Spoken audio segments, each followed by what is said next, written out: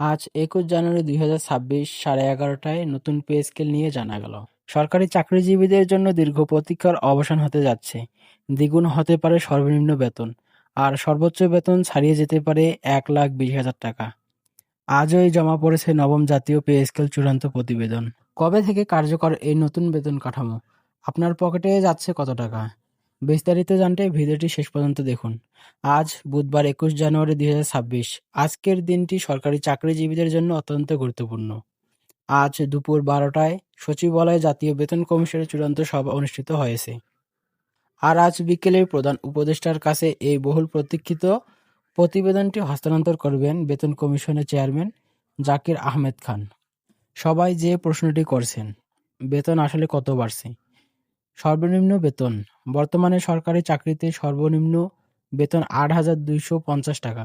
প্রস্তাবিত স্কেলে এটি দ্বিগুণ বা তার বেশি হওয়ার সম্ভাবনা রয়েছে।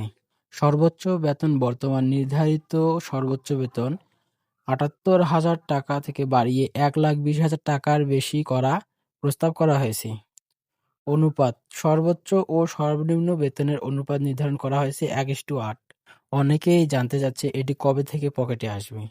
সূত্র বলেছে, আংশিক বাস্তবায়ন। এই নতুন কাঠামো আংশিকভাবে কার্যকর হতে পারে ১ জানুয়ারি ২০২৬ থেকে, অর্থাৎ পেছনের বকেয়াসহ পাওয়ার সম্ভাবনা আছে। পূর্ণাঙ্গ বাস্তবায়ন পুরোপুরি নতুন স্কেলে বেতন পাওয়া যাবে আগামী ১ জুলাই ২০২৬-২৭ অর্থবছরে শুরু।